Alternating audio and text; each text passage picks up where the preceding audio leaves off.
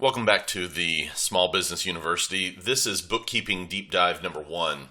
Today we're going to jump into QuickBooks Online and go through a few transactions that are, I think, some of the most common and the most prevalent that you'll do in your small business.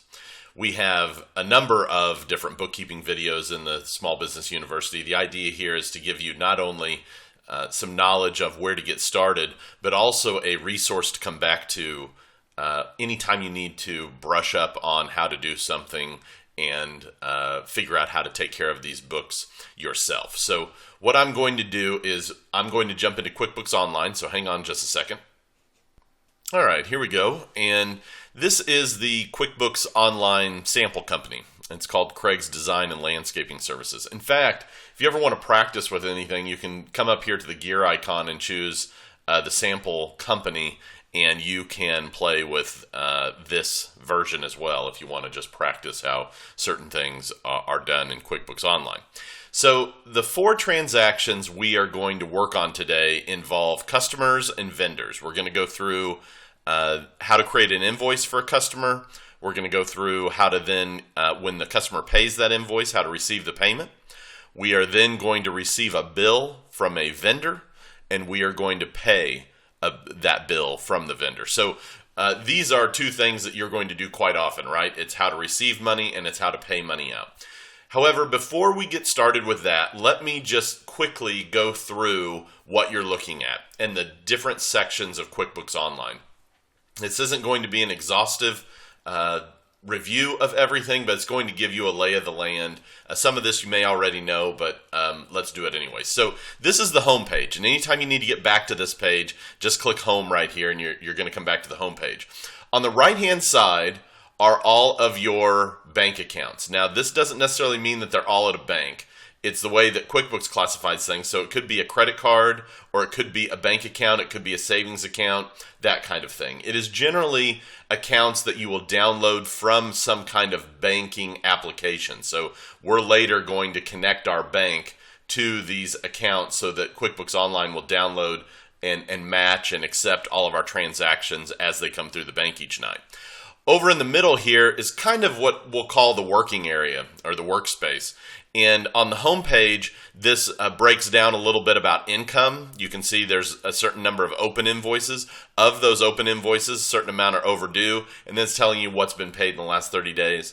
Expenses, it's breaking down some of the major categories of expenses that this business has. And then the profit and loss. Remember, in the basics, we talked about the profit and loss or the income statement.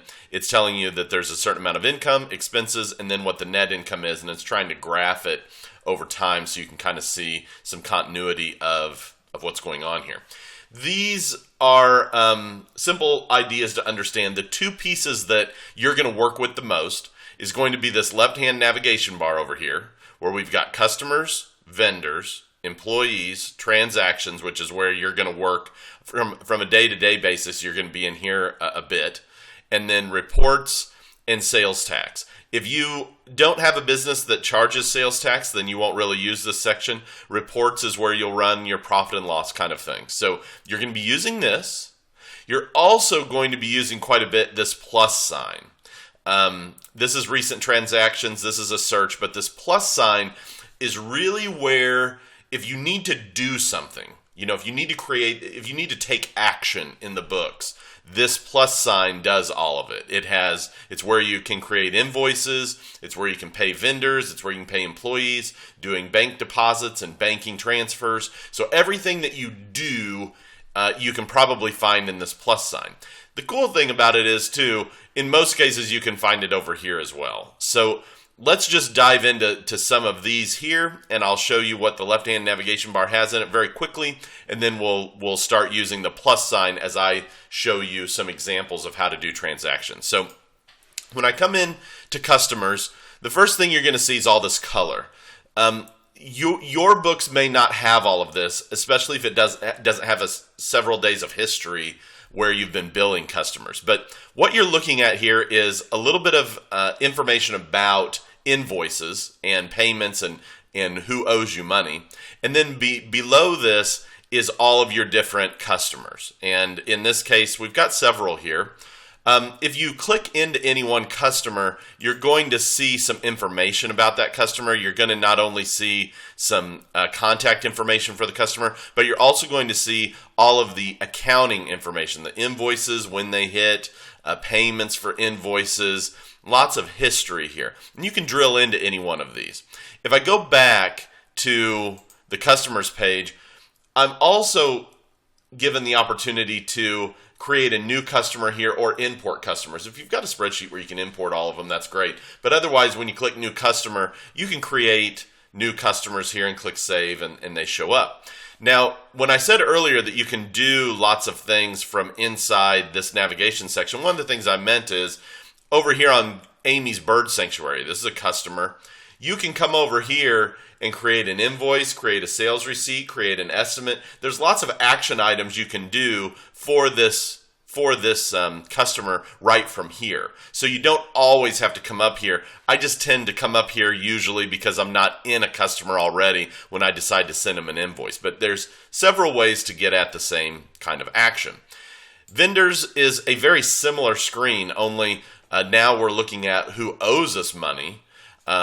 Who we owe money to, and we're looking at all of the vendors. We're looking at all the vendors that we may pay something to. And here again, we can create a bill right from here. We can write a check to them, create purchase orders. So there's lots of action items we can do over here as well.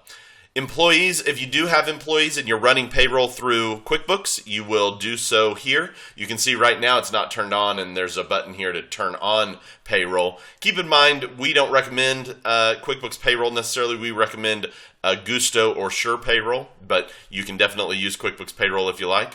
Transactions. In other videos, we're going to dive deep into this, but here's all the bank accounts again. And this is a list of all the transactions that have not been added to the bank yet. Because what happens is QuickBooks goes and downloads each morning, really overnight, all the transactions in each account that happened the previous day. And then you can bring them into QuickBooks after you approve, where they're going, that kind of thing. We will do a lot of work in here in a future video. So keep watching the bookkeeping videos when we go through all of this. We also have sales and expenses and chart of accounts.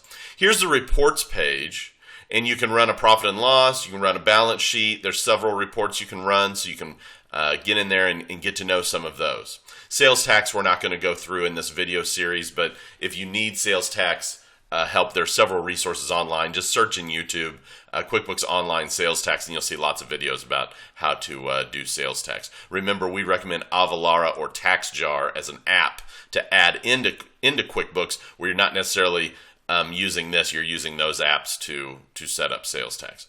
So I'm going to go back to the home screen now, and let's jump into doing these transactions. And the first transaction that we want to explore is creating an invoice for a customer. And in doing that, what we're going to do is we're going to come up to the plus sign, and we're going to go under customers here, and we're going to click invoice. This is going to bring up an invoice screen, but the invoice has no idea who you want to invoice. So we need to select a customer first. And let's invoice Duke's basketball camp. And when we do that, you can see it populates the email address, it populates the terms, it has the invoice date today. And in my settings up here, I've told QuickBooks Online when I want to collect money. So generally, it looks like this is defaulting to 30 days out, net 30 terms. If I want different terms that is due on receipt, that means it's due today, the same day that I invoice it, that kind of thing. And as I need to now invoice them for something. So I have a product or service. If I have products already built in here, you can choose one of these. But if you don't have what you need, let's say I want to invoice for something that's not in this list, I can click Add New right here. And when I do that, it's going to bring up a whole series of interview questions of what do I want to add to my list of things that I can bill customers for. And this you'll use quite a bit, especially when you're getting started. For now, I'm just going to invoice, as an example, some concrete. And let's say it was the concrete for fountain installation. And I want to invoice $125. Okay, so when I do that, I've got a quantity of 1, the rate is $125, and so the amount is $125. I'm going to uncheck this tax box because it is not a sales tax transaction. Let's say in this case it wasn't. And I'm going to say that the balance due now is $125. And you can see the message displayed here on your invoice. Everything looks pretty good. You can preview this right down here. If you want to see what the invoice is going to look like when the customer gets it, this is what it would look like. And I can print it from here if I want to. I'm just going to close this because what I want to do is I could send it. I could save and send this invoice to the user, but I'm just going to save and close it for now. Now what I'm going to do is I'm going to show you what's happened here in customers. So if I go to Duke's basketball camp now, you can see that they now owe me $125 because I have an invoice out. I could have mailed them the invoice, I could have called them and said, hey, you've got an invoice, anything I want to, but they owe me money. And the system's going to track that they owe me money until I get paid. So let's say that now Duke's basketball camp has sent me a check for $125 and I need to receive that check. I'm going to come back to the plus sign and I'm going to go to the very next set of things to do here under customers called receive payment. And I'm going to say that Duke's is the one who paid me and the payment method is a check. And I got a check for $125. Now, when I say that, QuickBooks sees that there's an invoice for $125 and automatically tries to match it. So let's say I had 7 or 8 different invoices to Duke's and only one of them was for $125. It would try and match it to the invoice. But let's say that's not the invoice they meant to pay. There's another invoice here that was $250 that they only want to pay $125 towards. You'd need to make sure you choose the right one. But in this case, and in most cases, somebody only usually has one invoice at a time, so it matches to this. So what I can do is I can click Save and Close here. And let me show you what's going to happen. When I save this, if I go to my chart of accounts, and I go to undeposited funds, this account right here, I'm going to go view the register. What's happened is this $125 has shown up in undeposited funds. Well, what's undeposited funds? It's just like what it sounds like. It means that you've got a check sitting on your desk that you have not deposited yet. So just because I've received the payment doesn't mean I've told QuickBooks that I've put it in the account. What do I have to do? I have to take it to the bank. So now that I've received the payment, I now need to do a bank deposit. Under Other, I need to do a bank deposit. And QuickBooks knows what I have sitting on my desk because I've received actually 3 payments in this scenario. These 2 were already sitting here when we got here. But let's say we only want to deposit the Duke's basketball camp one. I'm going to check mark it, and I'm going to say that I want to deposit it to the checking account, which the balance here and the date is here. And if I wanted to print a deposit slip right here, I could, if you had printable deposit slips. But let's say you just took it to the bank, you hand wrote a deposit slip, that kind of thing. All you need to tell QuickBooks here is, yes, I deposited this, so I'm going to again click Save and Close. Now if I come back to bank deposits now, look, the Duke's basketball payment is gone. The other 2 sit here because I didn't tell it that I wanted to deposit those. So where did it go? Well, I'll show you. It went to, in our chart of accounts, it went to the checking account. I'm going to view the register in the checking account. Look, right there, it's a deposit in the checking account. So that is the workflow for invoicing someone, receiving their payment, and then depositing it to the bank. It's 3 steps. Always do the 3 steps and your books will stay very, very clean. Let's now move on to, I have received a bill from someone that I need to pay because I owe them money. My business owes them money. So let's go back into our plus sign. And now we're going to go into vendors and we're going to enter a bill because we received a bill, right? And I'm going to choose the vendor. This is going to be, this is a good one. Computers by Jenny came and repaired our computer. and billed us some amount. So her terms may be due right now. And let's say that the account was, let's go look, what kind of account should we put it under? We don't have a computer repair account, but maybe we have an office expenses. Yeah, so let's put it under office expenses for now. Because let's say it was just something little that Jenny's staff came and did, and they billed us $50. Okay? So what we're saying here is that we've received a bill. We've not paid it yet, but we've received a bill for $50 that is going to go towards office expenses. And I'm going to click Save and Close. Okay? Now let's take a look at what's happened. When we did that, Computers by Jenny now is owed $50. And we show a payable on our balance sheet, basically. Now, if we are ready to cut a check to Jenny, we go to Pay Bills. Okay? Now, we have to determine how we want to pay it. Let's pay it from the checking account, okay? And let's say we're going to print the check later, because we got to print the check whenever and maybe we have a bunch of checks here, right? We've got several different payments that we're ready to make, but let's just pay the Computers by Jenny one. What the system's going to do then is it's going to create a check for me to send to Jenny. So right here, whenever it says save and print, I could click save and close if I didn't want to print it right now, but let's say that I did. Let's click save and print. Well, what's happening here is if I have checks that I can print, at this point I would go ahead and set up our check. Let's say I'm finished with the setup, and now I want to preview and print. And the starting check number can be 100. Preview and print. Here's a preview of the check. Remember, the check stock's going to have all the information on it, so the printer is just going to print this stuff. When I click print, it is then going to create this check, and I send it. And now, look what's, I'll say done, and they printed correctly. And now, if I go back to my vendors list, I'll update this here. Let me just let the system update.